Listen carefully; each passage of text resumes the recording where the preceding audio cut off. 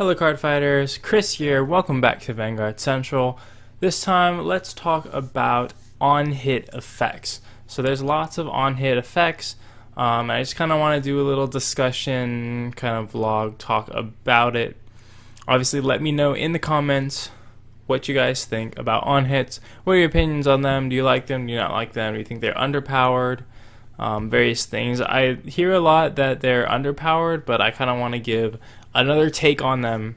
Kind of my opinions on hits, which is like not the same that I've seen from a lot of people, which is basically that there's a lot of like subtleties about on hits that make them really powerful. I mean, there's cards like Morfessa which have on hits that can kind of pressure your opponent to guard that attack that's really big. Because they don't want the on hits to go off, or you can just kind of get free advantage here and there, free effects off if your opponent can't guard it or they decide it's not worth guarding.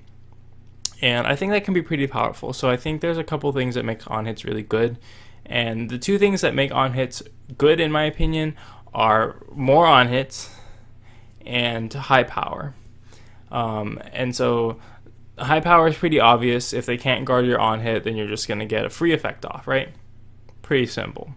Something like Morfessa, which gains power and has an on hit, is really powerful because they might not want to take that attack, but then they're like, oh, they might normally take that attack, but then they're like, oh, but it has an on hit. He could get another grade 1. He could possibly make another attack off that call, and so like I could take this one and then have to guard another one anyway, or just guard this one. And so it makes kind of that decision tougher. And then the second one is having multiple on-hit effects. So example, if you have 2 on-hit effects on your rear guards, your opponent doesn't really want to take either of them because then you're just giving them free stuff. But then they have to block everything, and they might not want to block everything because they need counterblast for their plays. And there's a lot that goes into whether an on hit is going to get blocked or it's going to be taken. And I think that, you know, the power of on hits come in kind of those like subtleties and kind of like mind games, if you will, about whether your opponent wants to take it or not. Obviously stands can play a little bit into how effective on hits are, but they're not as consistent as, say, just having more on hits in your deck or being able to build those on hits up to higher power.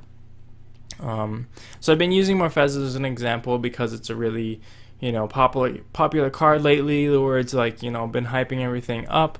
But there's a lot of other on hits that I think are pretty strong.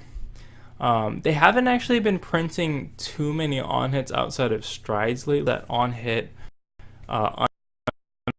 flip or slash countercharge one, however you want to say that.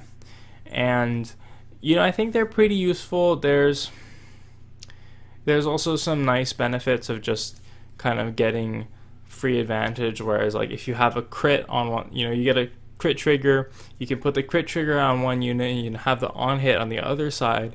So it's like, well, they have to block the crit one, so you can force them to block that, and then swing in with the on hit, and they're like, oh, I really don't want to like go up to 5 damage or go up to 4 damage or whatever, but it also has an on hit, which I don't really want him to, you know, go off. So those are some of the pros. I think you can, you know, force your opponent to guard in situations they don't necessarily want to guard in.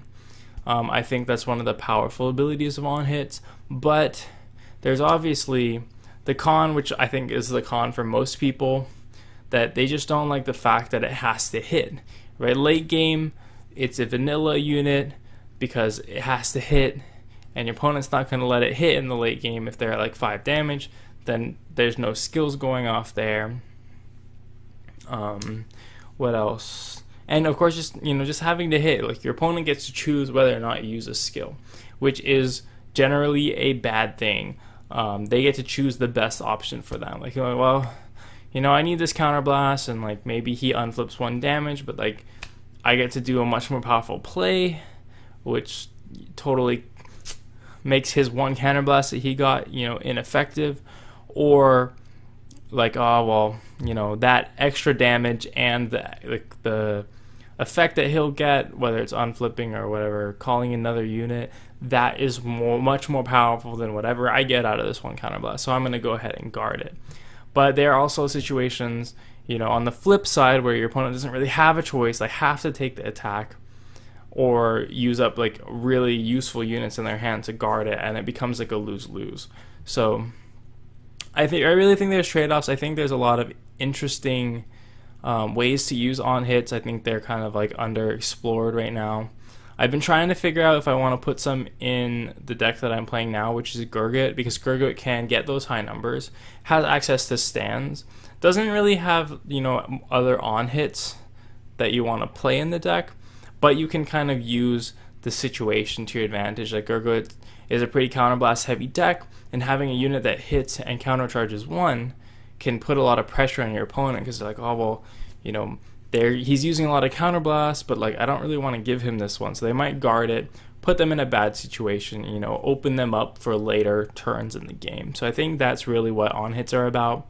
They're about pressuring your opponent and maybe making them play, that not to the best of their ability. Like you're creating situations where they have to think a bit more about what they want, and so you're opening up some options for mind games, like, oh well, maybe I want you to hit this, or maybe I don't want you to hit this, I just want you to guard it. And so I think there's some interesting play in there somewhere. I do think that on hits are underrated, and they haven't been, as I said, they haven't been making them as much lately, so there isn't as much to explore. But obviously there is a lot to be said for the Asha deck that uses Marjuka, which creates a bunch of on hits, really, really powerful on hits, like draw 3 or 4 on hits on your rear guards. You get both columns with really powerful on hits, and you have the stand triggers, and you have the high numbers. So you have like this trifecta of on hits, and that deck is an extremely powerful deck. Has not many people play it, but from whenever I see people play it, it's like, oh no, it's so good, because they draw so many cards and they put so much pressure on your hand. If you're not playing something like Kagero or Gear Chronicle that can get rid of that rear guard so they can't use stands and it just kind of nullifies the attack right away, then you're going to have a really hard time. And so I think that deck proves that on hits do have, some power to them. And yeah, so that's kind of my thoughts on hit effects. Let me know what you think in the comments about on hit effects. Do you think that there is kind of a potential there that isn't really explored, or do you kind of agree with the other side of things where like I just don't like it has to hit, and like that's so bad that it has to hit because my opponent can just say no, I'm not going to give you this effect. So there's like 2 sides of it. I think there's like each side has counter arguments, so it's really hard for me to pick a side, but I do think that on hits, overall are a little bit underrated. Thanks for watching, Card Fighters. Hope you learned something. Hope you liked the video. Make sure to stay subscribed. We got some more awesome content coming in. Hit a thumbs up button if you liked the video. Make sure to check out the Patreon, which you can do by waiting for the end slate and hitting that orange P if you'd like to support the channel. Some pretty cool benefits, like getting every video a week early, just like this one. And yeah, thanks for watching. Keep on learning, keep on having fun, and I'll see you in another video.